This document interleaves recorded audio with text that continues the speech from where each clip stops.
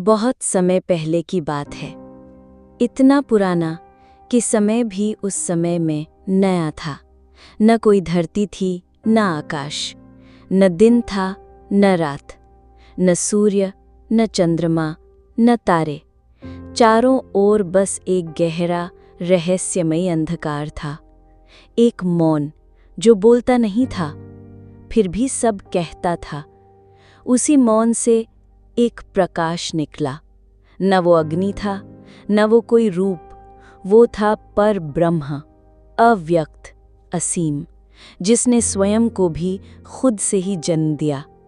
उस पर ब्रह्म की इच्छा से, गहराई से एक कमल का पुष्प प्रकट हुआ।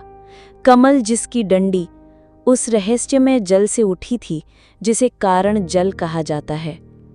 और उस कमल के मध्य प्रकट हुए 4 मुखों वाले तेजस्वी देव ब्रह्मा जी ने आंखें खोली, चारों ओर देखा, लेकिन वहां कोई नहीं था।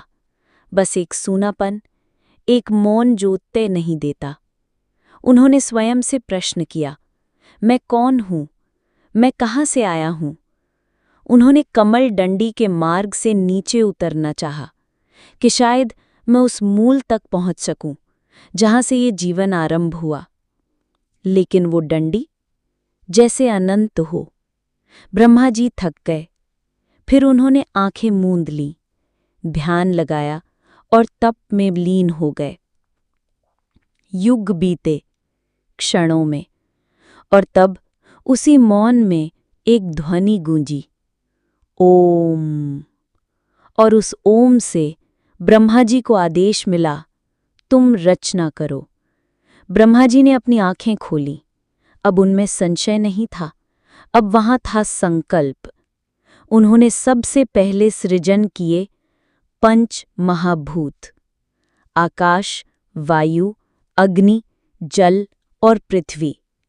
इन 5 से बनी सृष्टि की नींव। फिर उन्होंने रचे देवता और दानव, रात्रि और दिन, स्पर्श और दूरी। फिर उन्होंने रची मानवता की शुरुआत, मनु और शतरूपा, जो पहले पुरुष और स्त्री बने, जिनसे जन्मी मानव जाति। उन्होंने बनाए वृक्ष, पशु, पक्षी, कीट और वनस्पति। हर उस जीव का निर्माण किया जो जीवन को चलाते हैं। लेकिन केवल शरीर से जीवन नहीं चलता। इसलिए ब्रह्मा जी ने रचा धर्म। धर्म जो केवल पूजा नहीं, जीवन की दिशा है।